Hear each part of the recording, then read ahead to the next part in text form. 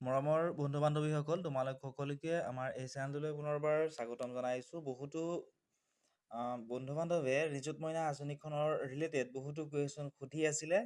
তোমালোকে সোধা প্ৰত্যেকটো প্ৰশ্নৰ উত্তৰ আজিৰ এই ভিডিঅ'টিত দিবলৈ চেষ্টা কৰিম। ভিডিঅ'টি শেষলৈকে চাই থাকিবা। প্ৰথম প্ৰশ্নটো আছিল যে দাদা মই BA 5th চেমিষ্টাৰ হয়, মই ফৰ্ম জমা দিছিলোঁ, মই পামনে জনাবাচোন। BA 5th চেমিষ্টাৰত পঢ়িলে তোমালোকে নোপোৱা, যেনে হায়াৰ ছেকেণ্ডাৰী ফাৰ্ষ্ট ইয়াৰত এডমিশ্যন লোৱাসকলে বা BSc আদিত ফাৰ্ষ্ট চেমিষ্টাৰত এডমিশ্যন লোৱাসকলেহে পইচা দিয়া হ'ব।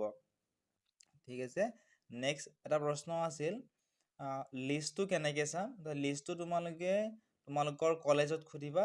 তোমালোকৰ প্ৰত্যেকখন কলেজতে এখনকৈ লিষ্ট দিয়া আছে। কলেজৰ গ্ৰুপসমূহত ভালদৰে চালে তোমালোকে লিষ্টখিনি পাবা। নেক্সট আৰু এটা প্ৰশ্ন আছিল যে মোৰ যে নিজৰ বেংক একাউণ্ট নাই, মাৰটো দিছোঁ, মই পইচা পামনে। নিজৰ বেংক একাউণ্ট থাকিব লাগিব। নিজৰ বেংক একাউণ্ট যিসকলে দিয়া নাছিলে তেওঁলোকৰ অট'মেটিকলি কেনচেল কৰা হৈছে। গতিকে তোমালোকৰ যদি মাৰ বেংক একাউণ্ট নাম্বাৰটো দিছিলা তেতিয়াহ'লে কেনচেল হৈছে। নেক্সট আকৌ এটা কুৱেশ্যন আহিছিল যে লিষ্ট কাহা মিলেগা। মই আগতে ক'লোঁ কলেজৰ গ্ৰুপত তোমালোকে বা কলেজৰ ছাৰহঁতক তোমালোকে লিষ্টখনৰ বিষয়ে সুধিব লাগিব। নেক্সট প্ৰশ্ন আছিলে যে দাদা 6 অক্টোবৰত হোৱা চেৰেমনিটোত যোৱা কম্পালচৰি নেকি। যদিহে তোমালোকক মাতিছে তোমালোকে যাবই লাগিব। ঠিক আছে, নেক্সট আৰু এজনে কমেণ্ট কৰিছিলে যে কালিলৈ খানাপাৰা নগ'লেও নিযুত মইনাৰ পইচা দিবনে ক'বচোন। তোমালোকক যদি মাতিছে যাবই লাগিব, কাৰণ প্ৰথম যিটো কিস্তি আছে সেইটো হয়তো তোমালোকক চেকৰ সহায়তো দিব পাৰে, কিন্তু ছেকেণ্ড কিস্তিৰ পৰা তোমালোকে ক'তো যাব নালাগে, কাৰণ ছেকেণ্ড কিস্তি তোমালোকৰ ডেবিটি যোগে তোমালোকৰ একাউণ্টত দিয়া হ'ব। নেক্সট এটা কুৱেশ্যন আছিলে যে কিমান দিবনো পাৰিলে জনাবচোন। আগৰ ভিডিঅ'সমূহতো কৈছিলোঁ যে কিমান পইচা তোমালোকক দিব, তথাপিও মই আৰু এবাৰ তোমালোকক কৈ দিছোঁ। ক্লাছ 11ত নামভৰ্তি কৰা প্ৰতিগৰাকী ছাত্ৰীয়ে 10,000 টকাকৈ লাভ কৰিব, কিন্তু 10,000 টকাটো তোমালোক একেলগে নিদিয়ে। তোমালোকক 10টা কিস্তিত দিয়া হ'ব। অৰ্থাৎ প্ৰথম কিস্তিত 1,000, দ্বিতীয় কিস্তিত 1,000, ঠিক তেনেকুৱা ধৰণে 10টা কিস্তি তোমালোকে লাভ কৰিবা।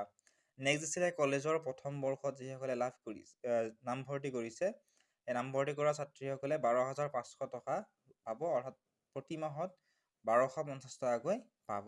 ঠিক তেনেকুৱা স্নাতকোত্তৰ পাঠ্যক্ৰমত প্ৰথম বছৰ আৰম্ভ কৰা ছাত্ৰীসকলক 15,000 টকাৰ ধনৰাশি প্ৰদান কৰা হ'ব। গতিকে 1,500 টকাকৈ 10 মাহত টোটেল 15,000 টকা তোমালোকক দিব।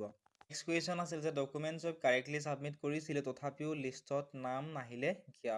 যদি ডকুমেণ্টছ গোটেইখিনি কাৰেক্টলি ছাবমিট কৰিলেও তোমালোকৰ বেংক একাউণ্ট বা আধাৰ কাৰ্ডত যদি নামটোত কিবা ভুল আছিলে, তেনেকুৱা ধৰণৰ প্ৰব্লেম থাকিলে অট'মেটিকলি কেনচেল হৈ গৈছিলে।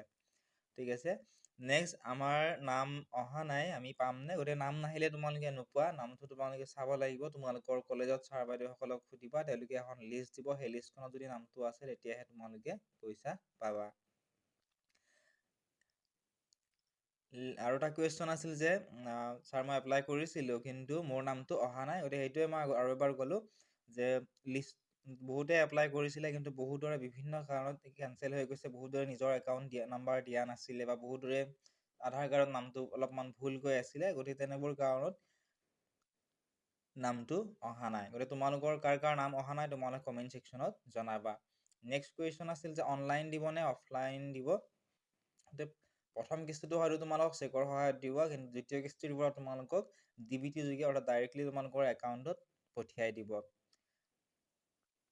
नेक्स्ट क्वेश्चन আছিল सर मैंने फॉर्म सबमिट किया था अगले इस पे फिर भी लिस्ट में नाम नहीं आया कोई। গতিকে ফৰ্ম সাবমিট কৰিলে তোমালোকে পইচা নোপোৱা, গোটেইখিনি প্ৰপাৰ ডকুমেণ্টছ যিসকলে দিছিলে তেওঁলোকৰহে নামটো আহিছে। নেক্সট কুৱেশ্যন আছিল আমি খানাপাৰা যাব লাগিব নেকি। তোমালোকক যদি মাতিছে তোমালোকে নিশ্চয় খানাপাৰাত যাব লাগিব। নেক্সট কুৱেশ্যন আছিল আৰু আমি হায়াৰ ছেকেণ্ডাৰী এডমিশ্যন লৈছোঁ, আমি পামনে প্লিজ জনাব।